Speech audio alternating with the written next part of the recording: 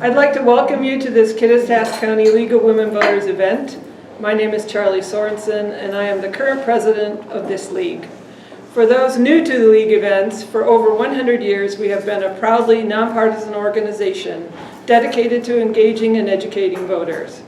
Today's program will focus on election security and the processes in place at the state and county levels to ensure the integrity of our voting system in Washington state. We will be recording this talk and uploading it to our YouTube channel. We are pleased to have Kittitas County Auditor Jerry Pettit as our speaker today.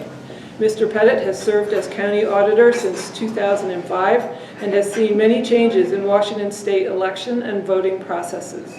In the run-up to the 2020 general election, Mr. Pettit wrote a series of guest columns for the Daily Record on the integrity and security of our elections. We have cross-posted those columns on the resources page of our website, which is at kittitasleague.org. Our time today is limited, and Mr. Pettit has been asked to address current election security, including the safety of mail-in ballots, security of ballot drop boxes, system of emptying the drop boxes, and how hackable our Washington state voting system may be. In addition, he will speak briefly on how ballots are counted, address any recent changes in voter registration laws, and what the Auditor's Office can do to educate people on how to vote. We are also very interested in what the League can do to help encourage citizens to vote in every election.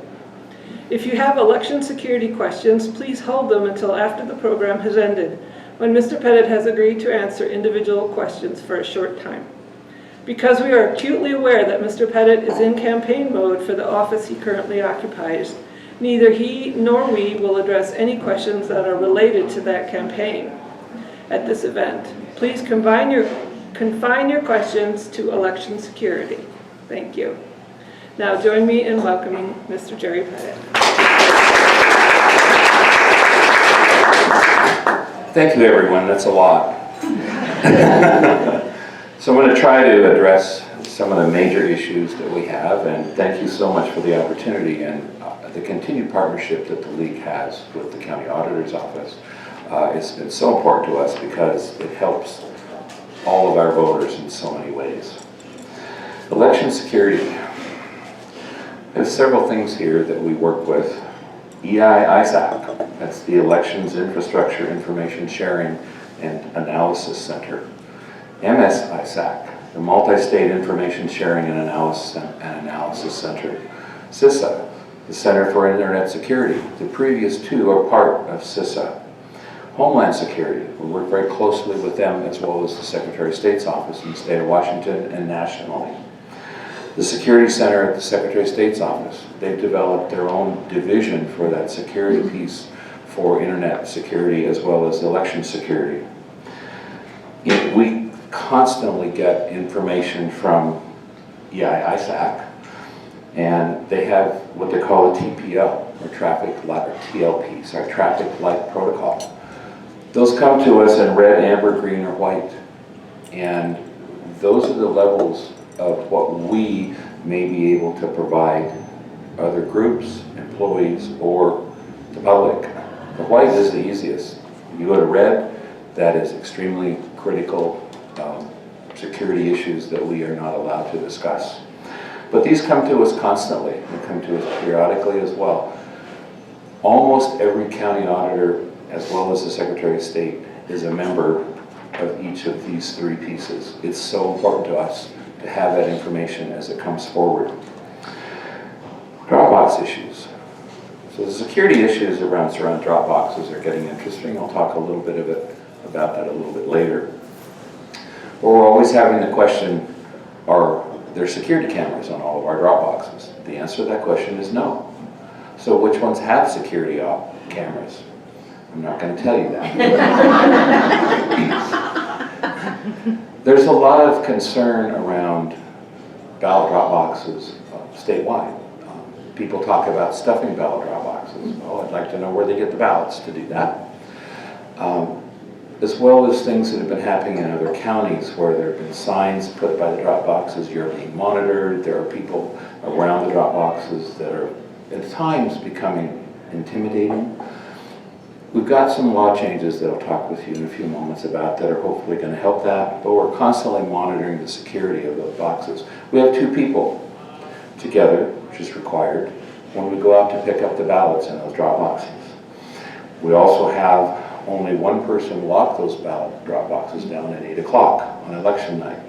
We don't pick the ballots up on election night because we don't have the ability to have 2 people at every ballot drop box and lock that box down and then pick them up and bring them down to us on election night. We have 8 boxes, 9 boxes around the county that we would have to figure out how to find the people to staff that. So what we do is, just like we do every other time, Wednesday morning, 2 people go up and gather the ballots out of all those drop boxes. Each of the people that secure those drop boxes at 8 o'clock on election night have taken an oath as a deputy county auditor. So they have specific jobs to do. So that's how we process that. Security issues you're talking about, are our systems hackable? Well, in the state of Washington, none of our election process systems, our ballot process systems, or our tally systems are connected to anything. They're not connected to the internet. They're not connected to a county intranet. They're not connected to each other. Because those systems have to be standalone and independent in order to assure that we have security access to each of them. So our ballot processing system stands alone. That's where we scan our ballots in. It's where we develop the election each time we have an election. The tally system is what we use when we download the information off of the ballot processing system at 8 o'clock on election night. That's when we move all that information over to the tally system, and then we run a tally of our votes. We will never know how that tally is until after 8 o'clock on election night, because the other system won't do that. Some people talk about hacking the voter registration database. We now have an integrated statewide voter registration database that the County Auditor Association and the Secretary of State's office worked together. We have a management committee that works together surrounding this system. It has not been hacked. It has been attempted multiple times. They continually to upgrade the firewalls to get into that system. We know it's been hacked and we know where it came from. So those are important pieces. The other part is, like, almost every county, not quite, has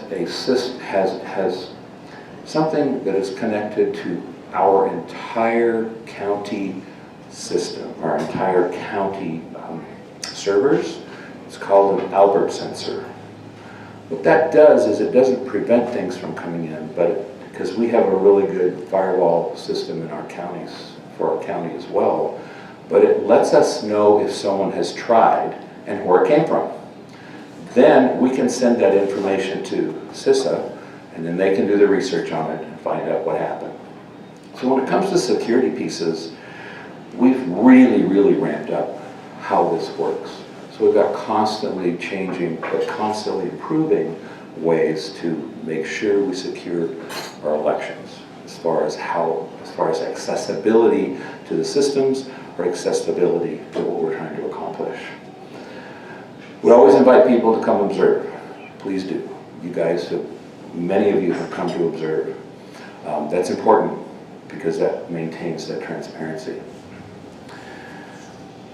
Voter registration. They asked about some changes. There really haven't been too many changes in voter registration, but I wanted to bring up RCW 29A08-170, and that's the 16 and 17-year-old pre-registration. A voter may sign up to register to vote if he or she is 16 or 17 years of age as part of the future voter program. A person who signs up to register to vote may not vote until reaching 18 years of age unless the person is 17 years of age at the primary election or presidential primary election and will be 18 years of age at the general election. So what that means is you could still be 17 in the primary as long as you're going to turn 18 prior to the general election. You can vote in that primary.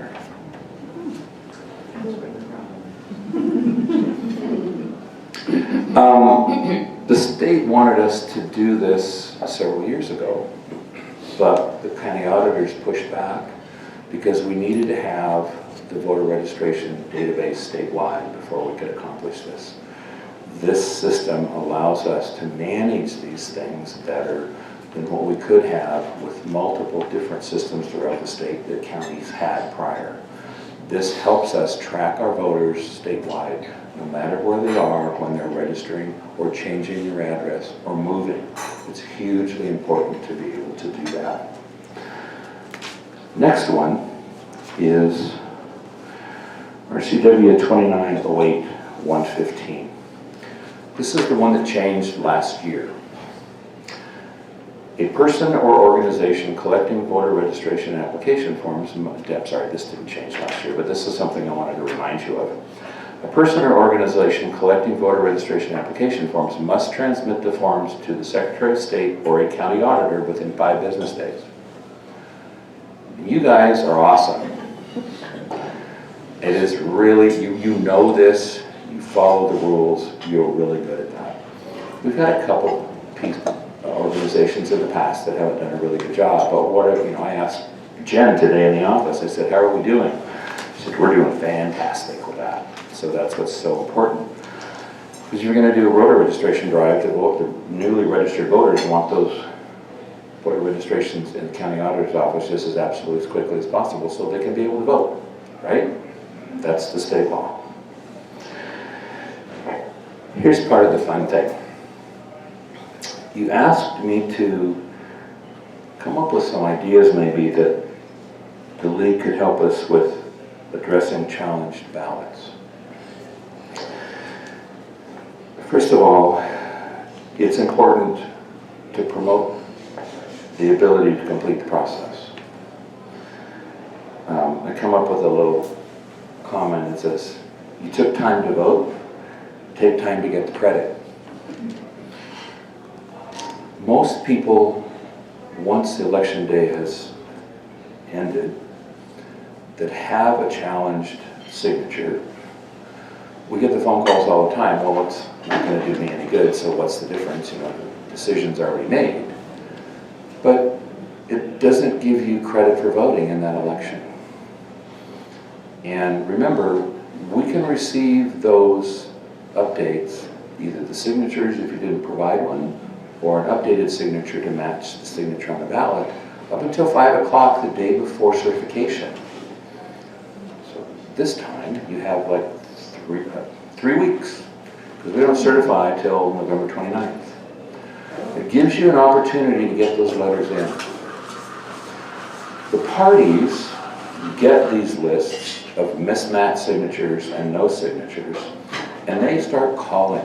They start calling people who they believe may be Republicans or Democrats. They may call in it, or it doesn't make any difference. They just want people to get those updates and corrections in. So it's really, really important to do that. And because we don't certify later,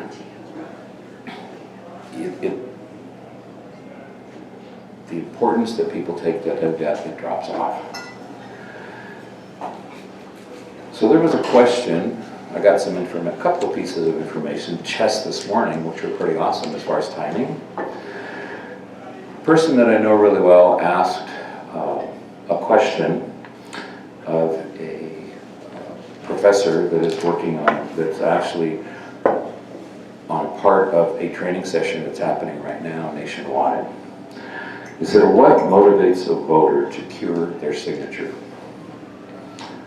The answer? Voters are more motivated when a contest is close, and they are more motivated prior to the election. One of the things you can help us with is to educate the public that even if the election day is passed, it is so important for you to have your say, because your say is what counts. And even if it's a close election, of course, people are going. We've had an election one time where, in a very small jurisdiction, where it was tied. We were waiting, hopefully, for someone to come in to cure a signature. They did, and it decided the election. Because the one vote was more than 1/2 of 1% that was a requirement for a recount.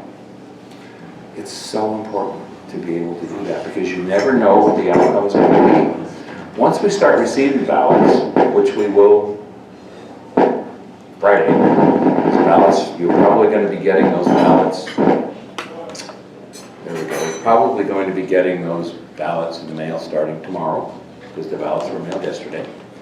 We'll start receiving them right away. Start receiving them in ballot drop boxes. We will start processing, receiving, checking those signatures. Let's see if we can make that better. Receiving those ballots and processing them Monday, which means that as soon as the signature is verified, you are then credited for voting. But also those signatures that are mismatched or we don't have a signature for the ballot. It's kind of interesting, isn't it? Just turn it off. We don't have a signature on the ballot. We right away start sending those letters out. We don't wait until election day. We start sending them out right away. So as soon as you get those letters, what you can do is, in your education, which you're already doing pretty well, is encourage people to get those cures letters back to us just as absolutely quickly as possible. And they don't have to put it in the mail, they can put it in a drop box. We'll get it. It's okay. We try to do as much as we can to ensure that a voter has the ability to get their vote counted. That's what is so important.